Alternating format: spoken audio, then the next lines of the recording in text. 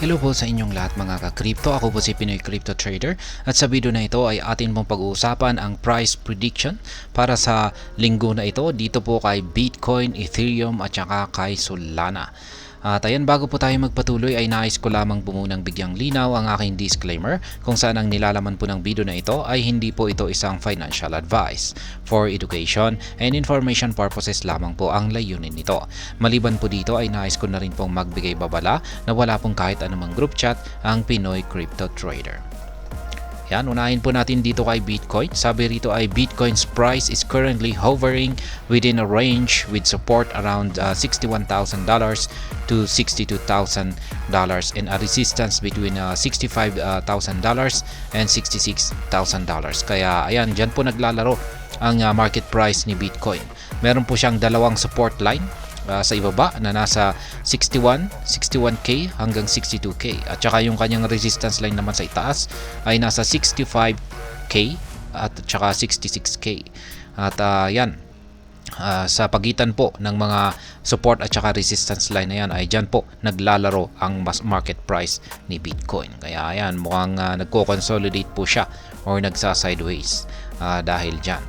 Impact of ETF outflow on Bitcoin. Ayan, na-content po natin ito kanina, yung outflow. Malaki po ang lumalabas na pondo or funds dito sa mga ETF ni Bitcoin. Kaya ito po ay isang bearish signal yan. Pero kung pag inflows ay bullish signal naman po yan kung may malaking pumapasok na pondo dito sa ETF ni Bitcoin. These outflows are considered bearish as they involve selling spot Bitcoin to gather US dollars, potentially influencing short-term price action. Kaya yan na nga yung sinabi ko kanina, na yung outflows na ito ay isa po itong bearish signal. Kasi ibig pong sabihin kung pag marami pong mataas po ang outflows sa mga Bitcoin ETF ay ang ginagawa po ng mga users nito or mga investors nito ay kinukuha po nila yung kanilang Bitcoin asset para ipalit ito sa US dollar. Bitcoin recently reached this target and it is encountering support at around $62,000. Kaya yan, bumagsak po ngayon si Bitcoin at ngayon ay pinipigilan naman po ng support line natin dito sa $62,000 yung kanyang pagbagsak. However, a break below $62,500 could lead to further downside towards $60,000. Kaya ayan, kung mababasag po yung support line na ito ay posible pa raw pong babagsak sa mas mababang presyo itong si Bitcoin hanggang at umabot dito sa $60,000. Yan yung ating na-content po kanina ay posible pa raw bumagsak ng hanggang $55,000. Yan, at hindi lamang dito sa $60,000 yung posibleng mangyari rito kay Bitcoin. Lalo na kung talagang nag-take over ang matinding bearish momentum dito kay Bitcoin. Ayan. Potential for breakthroughs for Ethereum and Solana. Ayan. Dito naman po tayo kay Ethereum at saka kay Solana. Dito po kay Ethereum, in Ethereum's analysis, crypto world hinted at the retesting of a critical resistance level at $3,350. Ayan, ayon po sa isang crypto expert na gumagamit po ng peking pangalan na Crypto World, ay ayon po sa kanya ay makakaranas daw po ng retest sa isang mahalagang resistance itong si Ethereum na nasa presyong $3,350. Ethereum's price is currently consolidating within a range with a support at $3,100 and a resistance between $3,250 and $3,300.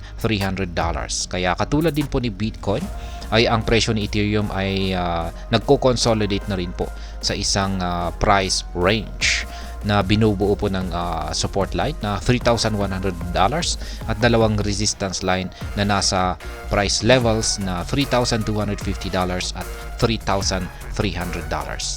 A breakout above the $3,250 to $3,300 could signal further upside towards $3,590 supported by a potential cup and handle pattern. Ayan. Dito po kasi kay Ethereum ay meron daw pong nabuo na isang pattern na tinatawag pong cup and handle pattern. Ngayon kung magkakaroon daw po ng breakout, yan, sa price level or price range na nasa $3,250 to $3,300 ay ito po ay magdudulot ng isang price surge. Yan, kung saan ay aakyatin po niya ang presyong $3,590. At ang sumusuporta po rito sa price prediction na ito ay ang kanyang nabuong pattern na cup and handle. Yan, dito naman po tayo kay Solana. Sabi naman dito ay Solana's price analysis also revealed a sideways trend within a range with support around $120 to $128 and a resistance between $150 to $155. Solana's short-term momentum remains neutral until a breakout occurs. Yan na rin po. Wala na rin pong pagkakaiba itong si Solana dito kay Bitcoin at saka kay Ethereum. Nakakaranas na rin po siya ng pagsa-sideways or pagkukonsolidate. Ayan, dito po sa loob ng support line at saka resistance line na binubuo po ng, ayan, sa support line ay binubuo po ng price zone na $120 to $128. Yung resistance naman po ay nasa $150 to $155. Dahil sa kalagayan na ito ni Solana ay wala pa rin po siyang ipinapakitang momentum. Kaya nananatiling neutral po yung kanyang kalagayan. Kaya hindi pa natin masasabi kung saan po yung kanyang sunod na trend direction unless na malalaman natin kung saan po siya magkakaroon ng breakout. Ayan. Kung dito nga ba sa support or kung dito sa resistance. Siyempre, kung dito sa support nagkaroon ng breakout ay babagsak yan. Pero kung pag nagkaroon siya ng breakout dito sa resistance ay aangat po yan. Kaya yan po ang ating mga price prediction sa loob ng linggo na ito para kay Bitcoin, Ethereum at saka kay Solana. At hanggang dito na lamang po tayo sa video na ito mga ka-crypto. Sana po ay inyong nagustuhan ang aking paliwanag sa video na ito. Kung inyo po itong nagustuhan ay pakiclick lamang po ang like button nito. Para naman po sa mga bago lamang dito, kayo po ay aking inaanyayahan para mag-subscribe. Pakiclick na rin po ang bell icon nito dahil ito po ang siya magsisilbing notification nito sa mga bago kong videos na akin pong ina-upload sa aking YouTube channel na ito. Marami pong salamat sa panonood.